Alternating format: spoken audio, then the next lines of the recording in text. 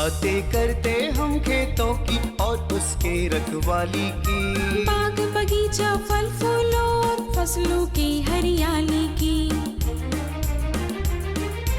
हम बीजों की बातें करते उत्तम जल संसाधन की, हम तकनीकी बातें करते फसलों के उत्पादन की। हर किसान का सपना सच हो जीवन सुखद बनाने को, गाँव-गाँव के हर आंगन का प्यारा सा ये दर्शन। कृषि दर्शन, कृषि दर्शन, कृषि दर्शन, कृषि दर्शन, कृषि दर्शन, कृषि दर्शन, कृषि दर्शन, कृषि दर्शन। जोहार, नमस्कार। आज के अंक में सभी दर्शकों का बहुत बहुत स्वागत है। किसान भाइयों, जब हम बातें करते हैं तो हम अपनी जानकारियां दोहरा रहे होते हैं, लेकिन अगर हम कुछ देखते हैं या कुछ सुनते हैं तो नई जानकारियां हासिल कर रहे होते हैं। आज मैं आपको 2 फीचर दिखाने वाली हूं ताकि आप कुछ जानकारियां हासिल कर सकें। लेकिन हमेशा की तरह कार्यक्रम की शुरुआत कृषि समाचार से, ताकि आप कृषि जगत की ताज़ा तरीन खबरों से अवेयर हो सकें। नमस्कार, कृषि समाचार में आपका स्वागत है। मैं हूं श्वेता। आइए देखते हैं आज कृषि समाचार में क्या है खास। रामगढ़ के मछली विक्रेता ले सकते हैं 4 अनुदानित सुविधाओं का लाभ। गुमला के दुधारू पशुपालकों को किसान क्रेडिट कार्ड से जोड़ने की है योजना। चना के बेहतर उत्पादन के लिए लगाए उन्नत प्रभेद पूसा 372। अब समाचार विस्तार से। रामगढ़ जिला के मछली विक्रेताओं को हाइजेनिक स्थिति में मछलियों की खरीद बिक्री के लिए उपकरण और परिवहन उपलब्ध कराने की योजना है। इस योजना के तहत रामगढ़ जिला के मछली विक्रेता अनुदान पर 4 टन क्षमता वाले पिकअप वैन, 1 टन क्षमता वाले ऑटो रिक्शा, मछली परिवहन के लिए ई रिक्शा, मछली खरीद बिक्री के लिए स्टॉल या ठेला और उपकरण ले सकते हैं। इस योजना से लाभ लेने के लिए जिला मत्स्य कार्यालय से संपर्क करें। गुमला जिला के दुधारू पशुपालकों को केसीसी यानी किसान क्रेडिट कार्ड से जोड़ने की योजना चलाई जा रही है। पशुपालकों को अपने दुधारू पशुओं की देखरेख के लिए जिस कार्यशील पूंजी की जरूरत होती है, उसकी व्यवस्था के लिए केसीसी से कर्ज ले सकते हैं। कर्ज की सीमा 2 दुधारू मवेशियों के लिए 31,980 रुपए, 5 दुधारू मवेशियों के लिए 74,100 रुपए और 10 दुधारू मवेशियों के लिए 1,40,900 रुपए है। केसीसी से जुड़ने के लिए 31 दिसंबर तक जिला गव्य विकास कार्यालय में आवेदन दे सकते हैं। तसर रेशम से आमतौर पर हस्तकरघा से कपड़ा तैयार किया जाता है, लेकिन केंद्रीय तसर अनुसंधान एवं प्रशिक्षण संस्थान रांची ने सौर ऊर्जा चालित करघा तैयार किया है, जो सामान्य हस्तकरघा से दोगुना उत्पादन करने में सक्षम है। राज्य के तसर उद्यमी इस नई तकनीक का लाभ ले सकते हैं। जहाँ तक वस्त्र बनाने की विधि है, जो बुनाई होती है, तो अब तक वो हैंडलूम पे होती थी। हैंडलूम में पिट लूम है, फ्रेम लूम है, मगर अब हम लोगों ने क्या किया कि एक अनुसंधान के ज़रिए सोलर ऑपरेटेड करघा भी बना लिया है, जिसमें कि काफ़ी अच्छे गुणवत्ता के कपड़े बनते हैं और ये सोलर एनर्जी से चलता है। एक तरह का ये समझिए कि ये पावर लूम है, मगर 100% पावर लूम इसलिए नहीं है कि ये बहुत ही सामान्य विधि से बनाई गई है और आसानी से चलती है, और इसमें उत्पादन भी सामान्य जो लूम होते हैं हैंडलूम उनसे डबल के करीब। तो इससे काफ़ी फ़ायदा हो रहा है बुनकरों को, और हमारे सभी राज्यों में ये धीरे धीरे चला जाएगा ये सोलर करघा, जिसमें कि एमएनआरई द्वारा और राज्यों के जो नॉन कन्वेंशनल एनर्जी डिपार्टमेंट हैं वो भी काफ़ी सहयोग देंगे आर्थिक, और कई तरह के स्कीम में इनको लाया जाए। रबी दलहनी फसल चना की खेती के लिए 15 नवंबर तक बुआई का काम पूरा कर ले। झारखंड में चना के बेहतर उत्पादन के लिए उन्नत प्रभेद पूसा 372, KWR 108 या KGR 49, बिरसा चंद 3 या काक 2 लगाएं। चना की बुआई में 70 किलोग्राम बीज प्रति हेक्टेयर की दर से लगाएं। इसमें कतारों के बीच 30 सेंटीमीटर और पौधों के बीच 10 सेंटीमीटर की दूरी रखें। अच्छी उपज के लिए किन उन्नत प्रभेदों का चयन करें, आइए इस संबंध में जानते हैं कृषि विशेषज्ञ। देखिए किसान भाई, ये चना लगाने की अच्छी वैरायटी प्रभेद है जिसमें पूसा 372, KWR 108, KGR आपका 49, HK 94-134, काक 2, बिरसा चना 3, ये जो है आप चना का अच्छी किस्म है और इसका लगाने का उचित समय है 15 अक्टूबर से 15 नवंबर। अब बारी है एक सफल किसान से मिलने की, तो आइए चलते हैं किसान के गांव। पहले सिंचाई की सुविधा उतना नहीं था जितना अभी है। अभी चेक डैम बना, उससे सारा खेती मतलब जो नहीं होता था वो खेती हो रहा है। जैसे आलू हो गया, टमाटर, मटर, गोभी, भिंडी, करेली, लौकी, तरबूज का मतलब टोटल चीज़। और आने वाला दिन में एक प्रोग्राम आया है कि यहाँ पर हम ही लगाने 5 एकड़ में तरबूज की खेती करने वाले हैं इस साल, लेकिन अगले वर्ष से चालू हो जाएगा। और अब एक नजर राज्य के 5 प्रमुख शहरों के मौसम के मिजाज पर। आज राज्य के 5 प्रमुख नगरों के अधिकतम और न्यूनतम तापमान कुछ इस प्रकार दर्ज किए गए। रांची का अधिकतम तापमान 27 डिग्री सेल्सियस और न्यूनतम 19 डिग्री सेल्सियस। जमशेदपुर का अधिकतम तापमान 32 डिग्री सेल्सियस और न्यूनतम 22 डिग्री सेल्सियस। मेदिनीनगर का अधिकतम तापमान 30 डिग्री सेल्सियस और न्यूनतम 21 डिग्री सेल्सियस। वहीं देवघर का अधिकतम तापमान 32 डिग्री सेल्सियस और न्यूनतम 22 डिग्री सेल्सियस, जबकि धनबाद का अधिकतम तापमान 32 डिग्री सेल्सियस और न्यूनतम 22 डिग्री सेल्सियस।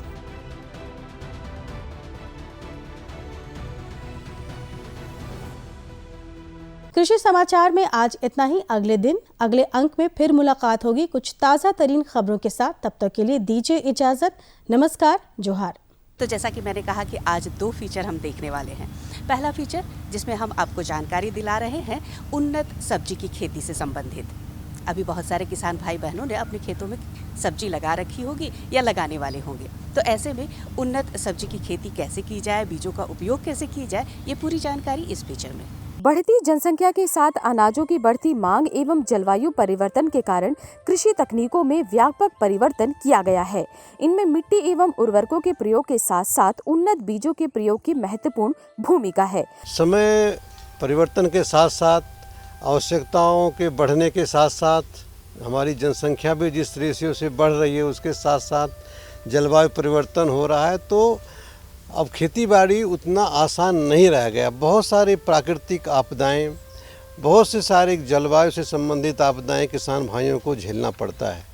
तो निश्चित रूप से उन्नत खेती की जब हम बात करेंगे तो हमारा जो पहले जिस तरह से पारंपरिक खेती होती थी, बहुत सी सारी प्रक्रियाएं तो फिर हम पारंपरिक खेती में जो हम प्रयोग करते थे उस तरफ लौट रहे हैं।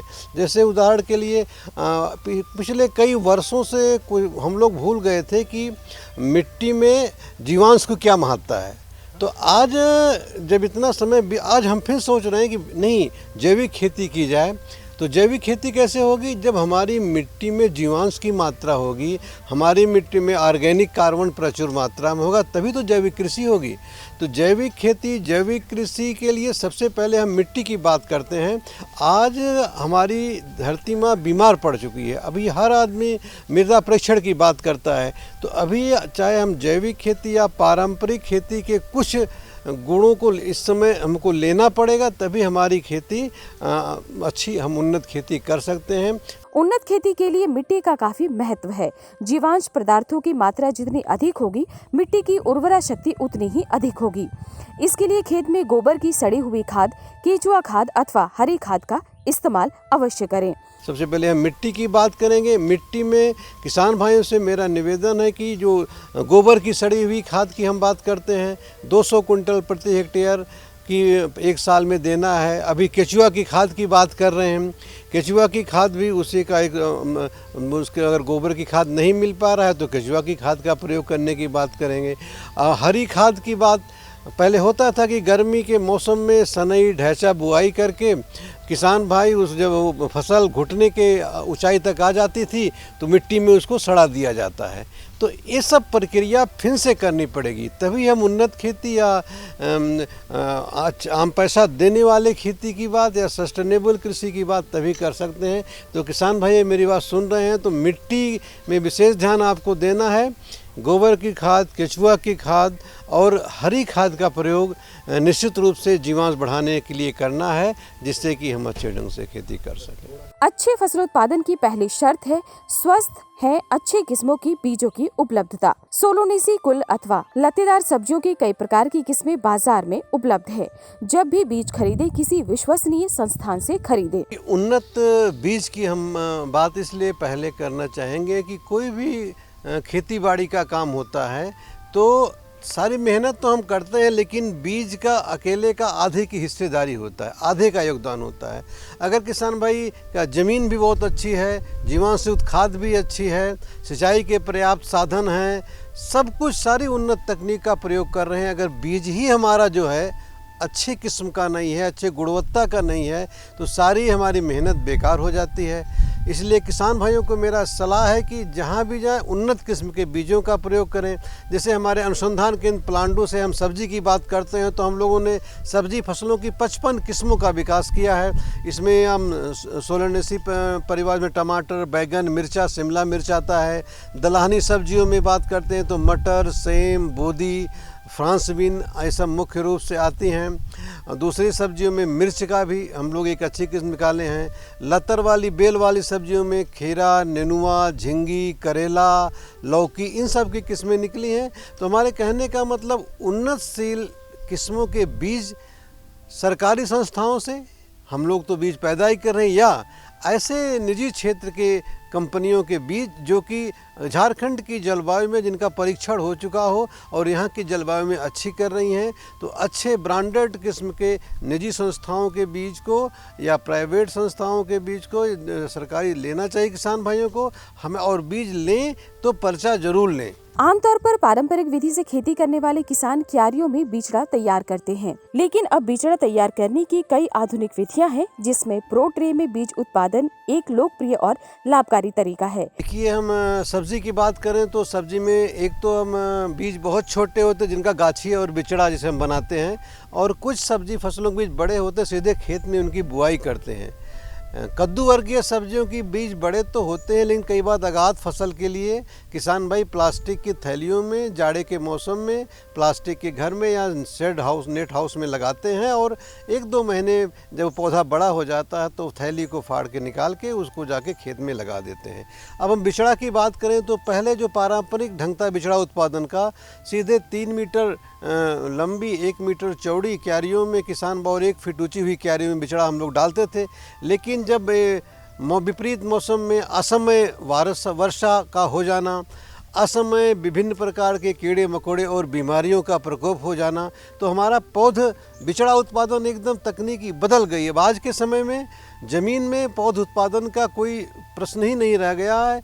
प्लास्टिक की ट्रेज आ रही हैं, प्रो ट्रे के नाम से विख्यात है, उसमें छोटे छोटे खाने होते हैं, और कोकोपीट, स्टरलाइज कोकोपीट आ रहा है, उसको डाल के किसान भाई बिचड़ा कहीं भी उस प्लास्टिक ट्रे को ले जा सकते हैं। जाड़े का मौसम है तो शेड नेट में रख सकते हैं, धूप होने पे बाहर निकाल सकते हैं। तो 3 सप्ताह में हमारा जितने भी ये छोटे बीज वाली हमारी फसलें हैं, चाहे टमाटर, बैगन, मिर्चा, शिमला मिर्च, फूल गोभी, गाठ गोभी, बंद गोभी, ब्रोकली, इन सब का बिचड़ा हम लोग प्रो ट्रे में ही उगाते हैं, और तब जाकर के अच्छा उत्पादन मिल पाता। बिचड़ा तैयार करने से पहले बीजों का शोधन एक अनिवार्य कृषि कार्य है।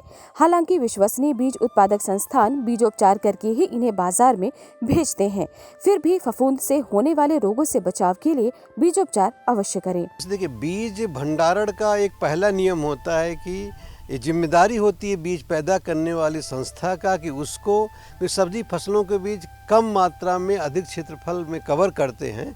इसलिए सब्जी फसलों के बीज की बात आती है तो पैकेट में पैकिंग करने से पहले, भंडारण करने से पहले बीज शोधन एक आवश्यक प्रक्रिया है, एक जिम्मेदारी बनती है, चाहे वो निजी क्षेत्र के बीज हों चाहे सरकारी क्षेत्र के बीज हों करने की। फिर भी अगर किन्हीं कारणवश पैकेजिंग समय या भंडारण में बीज उपचार नहीं हुआ तो किसान भाइयों को वेवेस्टिन नाम की दवा आती है, उससे बीज का उपचार जरूर करना चाहिए। बीज के उपचार करने से जब हम पौधशाला में उस बीज को डालते हैं या प्रोट्रोन में बीज को डालते हैं तो बहुत सारी फफूंद जनित बीमारियां जो कि सीड के द्वारा फैलती हैं वो नहीं फैलती हैं और बिचड़ा अच्छा होता है। इसलिए बीज शोधन एक जरूर ही करके गाछी को तैयार करना चाहिए। उन्नत खेती के लिए उन्नत बीजों के प्रयोग के साथ साथ उर्वरकों की संतुलित मात्रा में प्रयोग करें तथा रोग एवं कीट नियंत्रण पर ध्यान देकर अच्छी आमदनी प्राप्त की जा सकती है। हमारे बहुत सारे किसान भाई बहन राल और गोंद का उपयोग करते रहे हैं,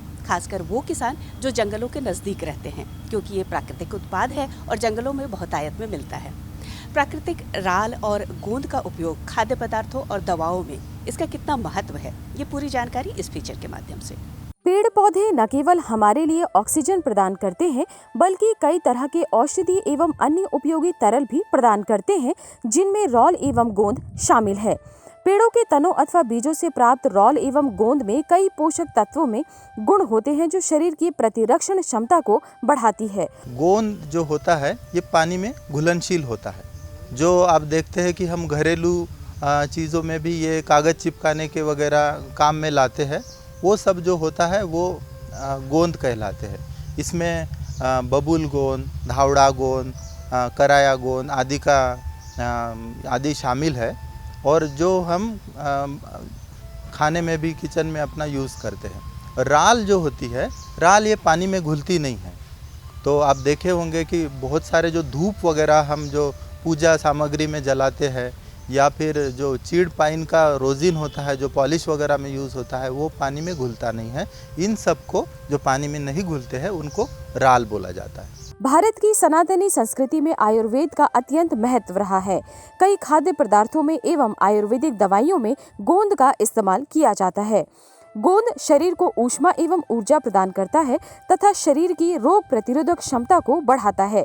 यही कारण है कि सदियों में गोंद की मिठाइयों की मांग रहती है। खाद्य पदार्थों में ये खासकर गोंद का उपयोग हमारे यहाँ प्राचीन कालों से है और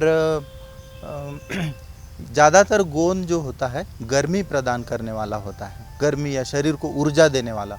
तो आप जानते हैं हमारे यहाँ गोंद के लड्डू, मिठाई, हलवा, पपड़ी, ये सारी चीज़ें खास करके सर्दियों में लोग इसका इस्तेमाल करते हैं।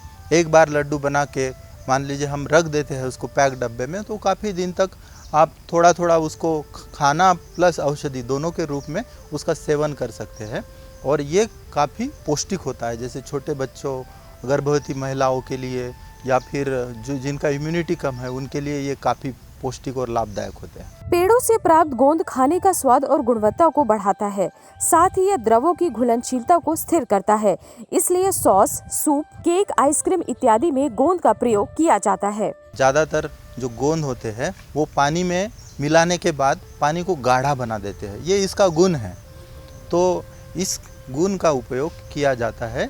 जो सॉस, सूप हम जो लेते हैं, जैसे पैक फूड में भी जितने ये मैगी वगैरह आते हैं उसमें किसी न किसी रूप में ये गोंद डाला हुआ होता है, ताकि ये सूप को गाढ़ा बनाता है और उसका खाने का भी स्वाद बढ़ाता है और उसका क्वालिटी भी बढ़ाता है।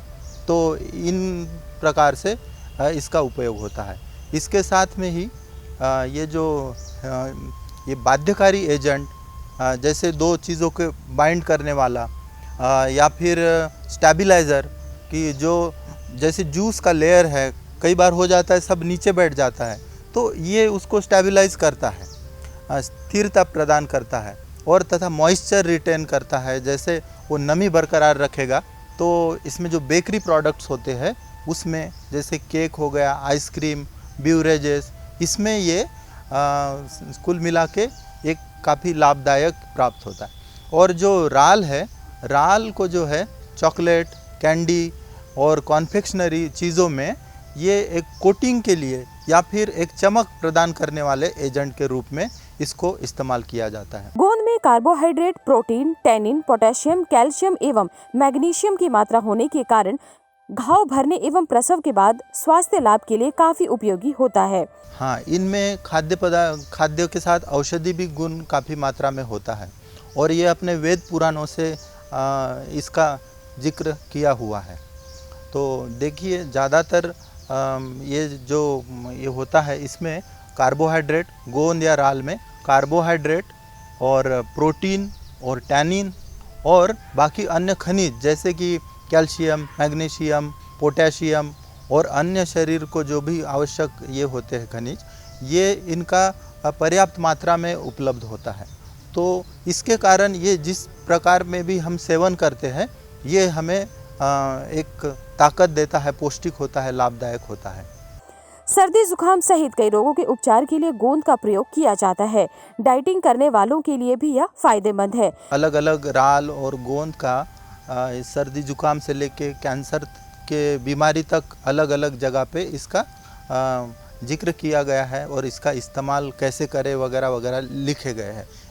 एक साथ इतने छोटे टाइम में तो ये सब का नहीं बताया जा सकता है, मगर इनमें क्या है, आजकल ये पेट साफ करने का भी एक गुण होता है। तो ये क्या होता है, पानी में डालने के बाद हम देखें कि ये फूलता है, तो वैसे हम ये सेवन करने के बाद पेट भरा होने का एहसास कराता है।